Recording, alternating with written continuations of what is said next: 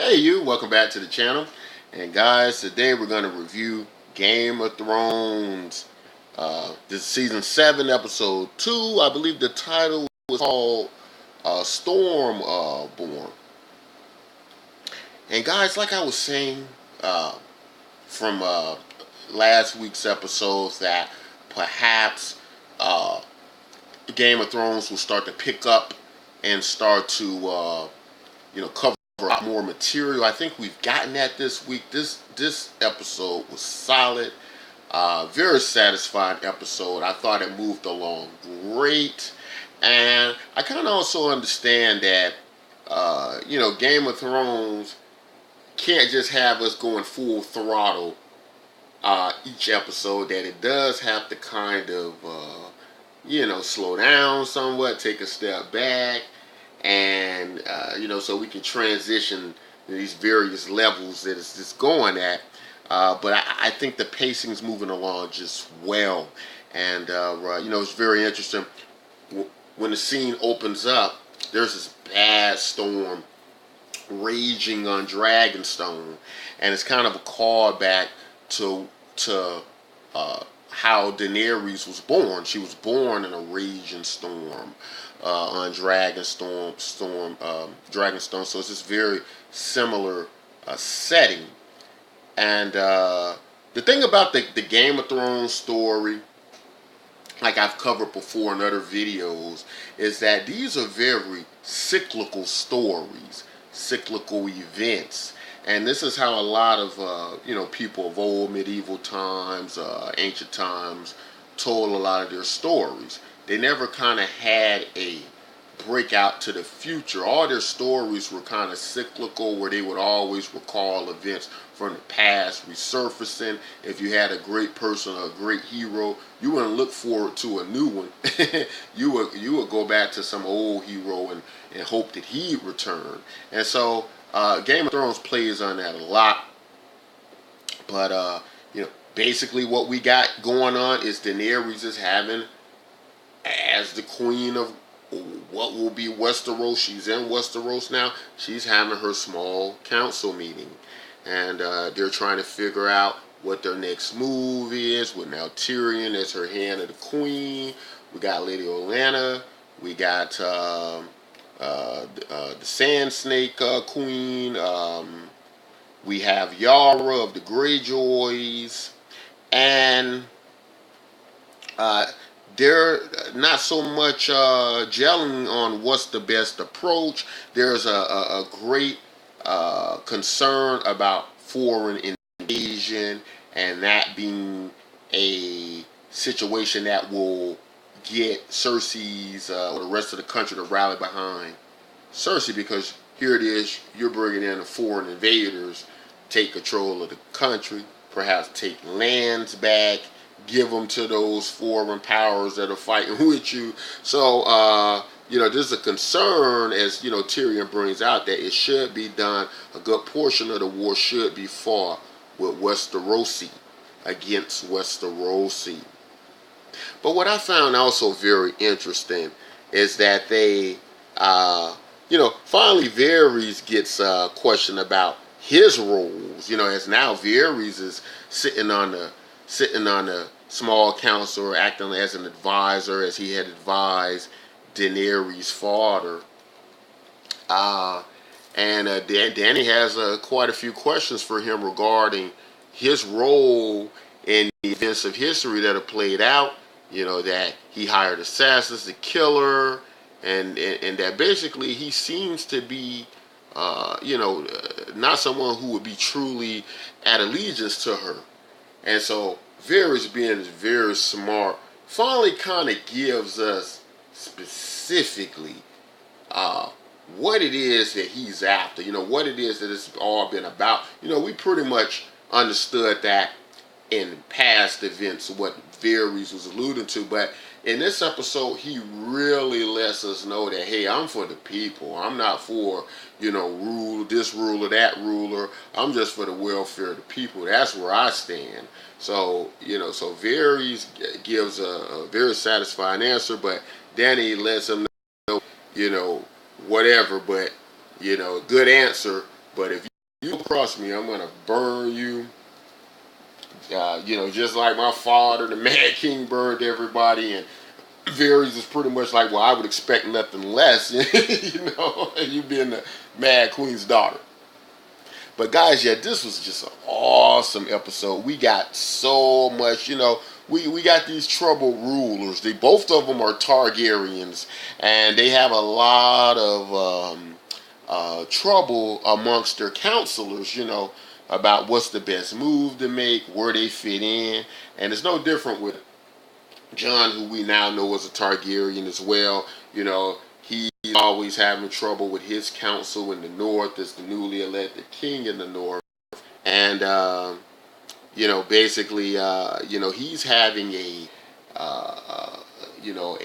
situation where he's trying to go to Dragonstone based on information he's received from both Dany and Samuel Tarly.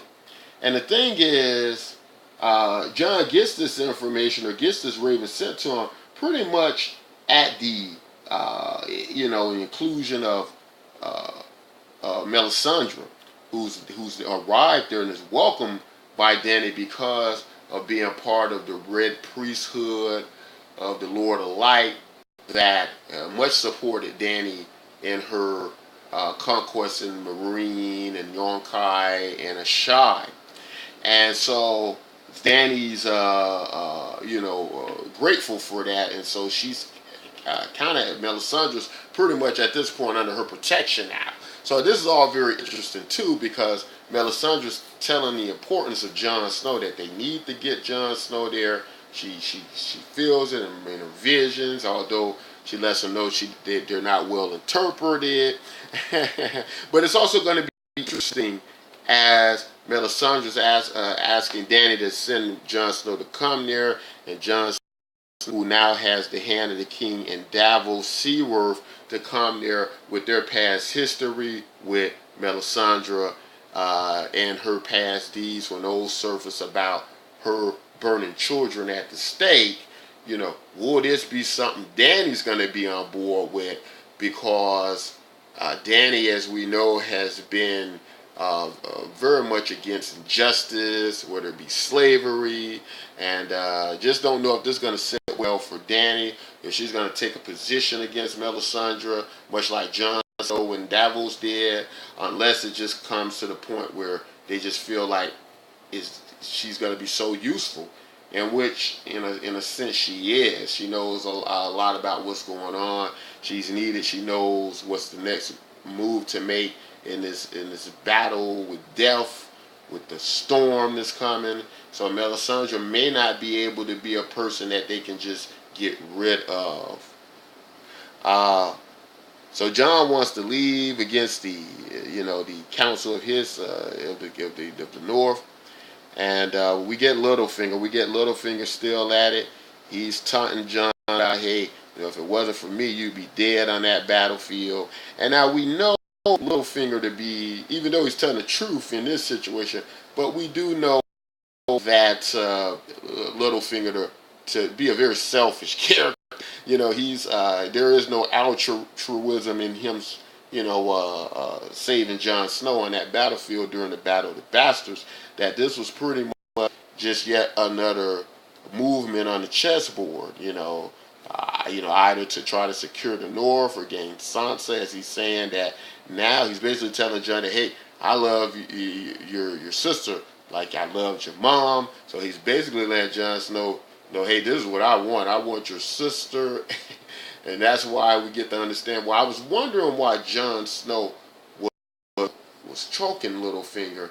And all these various thoughts came in my head. And I was wrong on my prediction about it, or at least my thought process about it. But with him being down in the crypts like that, as we saw many of the previews, I just kept thinking, now why would Littlefinger want to meet Jon Snow down in the crypts, unless it was a specific reason? Why would they want to show a scene like that with him down in the crypts? And I was very much under the impression that Littlefinger, through his communication network and spies and various things, had somehow come to the revelation that Jon Snow was, or there was a great chance Jon Snow was basically, the son of Rhaegar Targaryen and Lyanna Stark. But also very interesting to contrast in that situation in Littlefinger. It's kind of coming up now that maybe Littlefinger may be the father of Robin Arryn, who is thought to be Jon Arryn's son, but he could actually be Littlefinger's son, because we know about the relationship with Lysa and Littlefinger, that Lysa became pregnant. But what we also know was that Littlefinger actually served Jon Arryn, as a type of treasurer, in the Vale, and it was from that he was able to move up, being so good with moving money to the Red Keep and to the capital. So that's very interesting that he had the opportunity to probably father the Lysa's child, who would not be a true heir to the Vale. So could yet be another scheme to that. But I only mention that to say that with someone like Littlefinger, he maybe have already, in a great sense, put the pieces together that the abduction between Rhaegar and Lyanna could have produced a child someplace, and that child may still be out there somewhere. So very interesting. I wouldn't put it past Littlefinger at all. We get Arya, and Arya, runs into an old friend. I believe his name is Hodgepie or something like that. He's one of her comrades from season 3, who cooks pies at this inn. When she stops by to see him, and she's letting him know that she's headed to the capital, and he gives her some very important information she wasn't aware of, and that is that Jon Snow had not only become Lord Commander, but then he went on to become the King of the North, and this has pretty much put Arya's plans off, at least for now, as she has a home to go back to. Was always very fond of Jon. She wants to see Jon, and on her way back, we get this very interesting scene. Where of course she encounters Nymeria, one of the dire wolves. And there's been a little confusion about that scene as I've looked at that scene, and she kept saying, "It's not you, Nymeria, it's not you." And there's confusion in that when she's saying, "Is it not you?" Does that mean that it's a different dire wolf? Which would kind of be ridiculous to introduce an entire different sets of dire wolves. It wouldn't make any sense for the scene. So, basically what makes a lot more sense is that what Arya is saying is that basically Nymeria is out in the wild. She's leading her own wolf pack. She seems to be the leader of her own pack of wolves.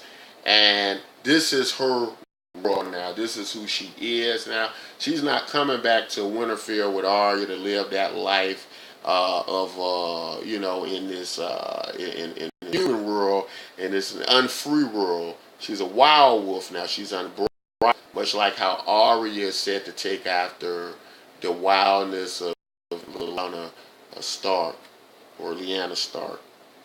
So that was all a very interesting scene. Very interesting scene. We got Sam Citadel. As I mentioned earlier, Samuel had let basically Jon know that he should be headed to Dragonstone because of a mine full of dragon glass. It's just mounds of it underneath Dragonstone, and they need to mine it. They need to make weapons of it to have weapons against the White Walkers, and that's the. But Samwell's also encountering Jorah Mormont, and Jorah's grayscale is spreading so bad now that procedures, as we learn, that some of which had worked on Shireen early on to stop her spread, wasn't working on, wasn't going to be able to work, believed by the Meisters, on Jorah. But Sam, being the guy he is, gonna try to find a way, if any way is possible, finds that he surgical procedure on Jorah Mormont, and which he removes the grayscale and treats it by scalpel. And the crazy thing was happening with Game of Thrones, is they keep doing these scenes with Tarly where he's making soup. And then they're comparing that to these chamber pots of fecal matter at the same time. Now they have him in these very disgusting scenes where he's doing surgery on Jorah Mormont, removing pus, and then you've got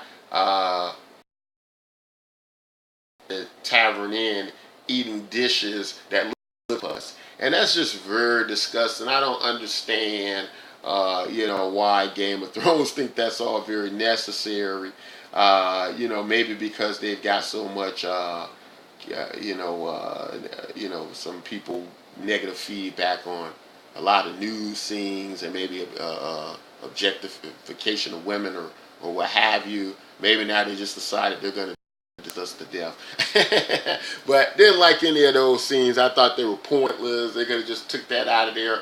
But I do like the idea that Jorah built at this grayscale and he can return to Dan. And she ordered him to return cured with no grayscale. Speaking of Samwell Tarly, we also got his father, Randall Tarly, at the Capitol as Cersei is still scrambling for allies, and she's basically trying to get him to turn against Lady Olenna, who, of course, we know is his liege lord. And we know from this scene Randall Tarly to be not only probably one of the best skilled warriors, best military commanders in Westeros at this point, but also a very honorable person, as he's letting Jaime know as they're trying to basically offer up, advantages and gifts to him if he comes to their side. He's saying all these things about how he knew Lady Olenna since he was a child. And that this would be very hard to do, but being so honorable, I think Randall understands that the king or the queen, the crown outranks liege lords in the order, and that he can turn against Lady Olenna in that case. So I think they will have the Tarly army on their side in this war, and Cersei, things are starting to turn for Cersei. We also got Cersei working on this secret weapon to fight the dragons. Now, a lot of tip-offs we got. A lot of people believe. I'm not going to say what they believe that it was, or what it was going to be, because I don't know if they might try to use that later, which I don't think, because we're down to the last. It seems clear they're going with it's going to be this great crossbow artillery weapon, it's a very big one that apparently Qyburn has figured out how to build this gigantic one that does look like it could easily destroy a dragon. And so more than likely, some of these dragons are going to go down with this thing. We saw Drogon get injured pretty bad with a spear. He had to rest up, and this thing looks like it can possibly just kill dragons, especially if they're positioned right and they can get a good aim. Look like they would have a pretty good range as well. So they've done their research, and so Cersei, where she originally looked like she probably didn't have much of a chance, things are really changing. The tides are changing for Cersei, and that's where we also get this jump to the Greyjoy fleet being smashed by Euron Greyjoy while they're sailing. And what I want to say about Euron Greyjoy in that scene, as I said in the last review, Euron was my favorite part about last week's episode, and again, he's part of my favorite part about this week's episode. I really like what they're doing with Euron, and book readers know that this Euron is, when compared to the other Euron from the books, this Euron is kind of like a saint. The book Euron was much worse, but this Euron is starting to catch up with book Euron. But I also want to say a few things just quickly out there to book readers. There are some interesting things that happened We know in Game of Thrones, the TV show, they sometimes combine the book characters with other characters and also other storylines. And what we got with Euron, to me, looks like a cross between Euron and Victorian Greyjoy. And Victorian Greyjoy was another uncle of Theon and Yara's, or Asha, in the book. But anyways, he carried this battle axe. He wore this, pretty crazy armor. And Euron seems to be fulfilling the Victorian role, as Victorian is not featured. It's easier, instead of having all these characters on the screen, just make Victorian and Euron the same person. Now, what I would have liked to have seen through this battle is Euron, like in the books, getting injured, losing one of his eyes, because in the books he only has one eye, and they call him the crow's eye. So I would have liked to see maybe in the battle him lose that eye, and this be the explanation as how he lost it. But Euron is just destroying Yara's fleet, and I don't know what this means, because I don't know. This definitely was an epic battle, but I'm not sure how much damage was done. I think it could have been quite a lot. We could be talking like a third of Dany's army already lost. At sea here. With so much of them going out this way to fight this war with the Dornish and things like that. So, this could be a big blow. This could definitely be part of the gift Euron promised. Cersei, he's killed 2 of the Sand Snakes. He's taken the Sand Snake's queen and Tyene Sand Snake hostage, which no doubt I believe is going to be used as part of one of the gifts to Cersei to get revenge for Marcella's death. As Tyrion kind of had this back and forth with the Sand Snakes about this. But what I found very interesting is Tyrion was very still contained, disciplined about what needs to happen. He showed a lot of control in that manner. He definitely makes a good counselor, hand of the queen, but at the same time, his closeness to his nieces and nephews, and I think I would have liked to see Tyrion react a little bit more to what happened to Marcella, especially with him being responsible for sending Marcella for Dawn, which no doubt I know Cersei will blame him for, possibly Jaime. It's Jaime's turn against his side. But also, and speaking about reactions real quick, Theon's reaction to when Euron captures Yara. And that part, I'm a little bit concerned. I guess I didn't like it, because what I'm seeing with Theon is a similar thing I saw with Sansa Stark, where she would go through these developments of being in these very victimized, weak states, to coming out of them and then go back in them. And, whereas I understand that in a show like Game of Thrones, it has this very realistic feel. We know that when people are victims of abuse and things like this, that their transition to get better and to change is not on some steady rise, they have ups and downs with this, that their PTSD comes back. And we kind of got to see that, I think, with Sansa and Theon throughout their story.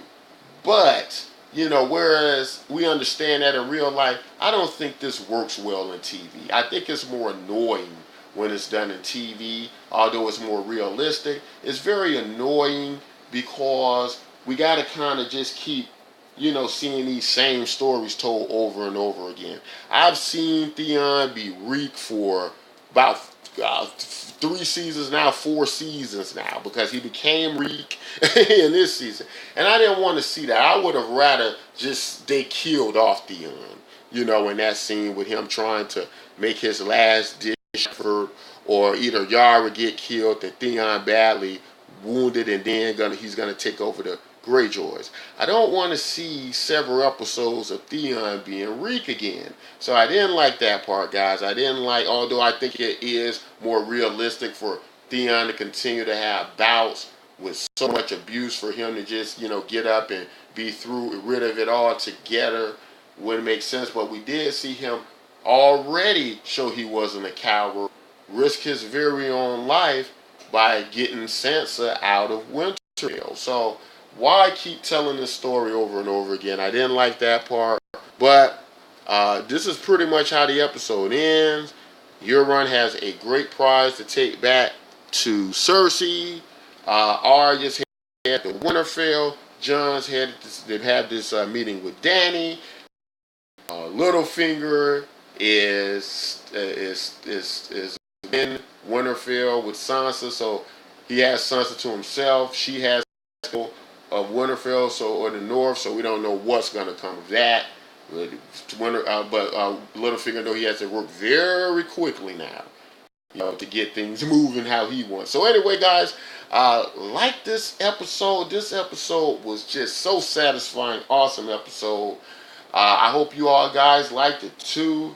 It was a lot better than last week. I hope this episode coming up is just as good. Maybe we'll get some Bran. Trying to get the Jon as well, but of course Jon's going to be off of Dragonstone. Wait this information to Sansa, perhaps Arya, and that would be quite interesting. But it also will be quite interesting because that might make Jon ineligible to be king of the North, and Sansa may have to still take over as queen if it comes out revealed he's a Targaryen. So anyway, guys, that's my review. Guys, if you liked it, don't forget to like and subscribe. If you're watching on Steam it, don't forget to upvote. And until next time, take care.